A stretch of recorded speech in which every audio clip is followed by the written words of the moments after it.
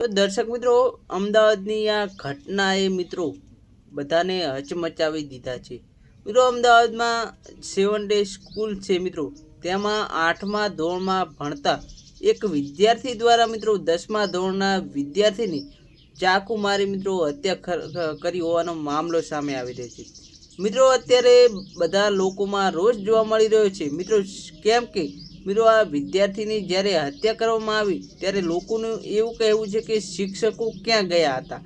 કેમ કે વિદ્યાર્થી 8મા ધોરણમાં ભણતો વિદ્યાર્થી સ્કૂલમાં ચાકુ લઈ આવે તો તેનો જે સિક્યુરિટી ગાર્ડ છે તે ચેકિંગ કેમ નથી કરતા? કેમ વિદ્યાર્થીને ચાકુ લઈ તમે અંદર આવવા દીધો? અને મિત્રો, લોકોને એમ પણ કહેવું છે કે જ્યારે વિદ્યાર્થીને ચાકુ મારવામાં આવી ત્યારે શિક્ષકો ક્યાં ગયા હતા?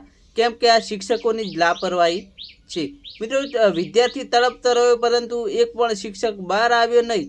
એના સાથી મિત્ર દ્વારા તેને રિક્ષાની અંદર હોસ્પિટલ લઈ જવામાં આવ્યો ત્યારે લોકોનું એમ પણ કહેવું છે કે જ્યારે તેને રિક્ષાની અંદર વિદ્યાર્થી દ્વારા હોસ્પિટલ લઈ જવામાં આવ્યો તો એ શિક્ષકો ક્યાં ગયા હતા? સિક્યુરિટી ગાર્ડ ક્યાં ગયો હતો?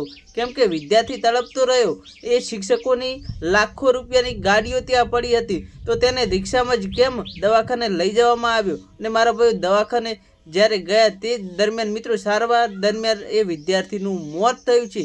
ત્યારે લોકો મિત્રો આ શિક્ષકો સામે કડક કાર્યવાહી કરવાની માંગ કરી રહ્યા છે. કેમ કે બીજી વખત આવી કોઈ ઘટના બને નહીં. આ 7 ડે સ્કૂલ છે મિત્રો, તેમાં વારંવાર આવી ઘટના બનતી હોવાનું મિત્રો વાલીઓએ આક્ષેપો લગાવ્યો છે. અત્યારે વાલીઓ મિત્રો વિરોધો કરી રહ્યા છે અને કહી રહ્યા છે કે શિક્ષકો ઉપર કાયદેસરની કાર્યવાહી કરવામાં આવે. કેમ કે બીજી વખત કોઈ વિદ્યાર્થી સાથે આવી ઘટના ના બને.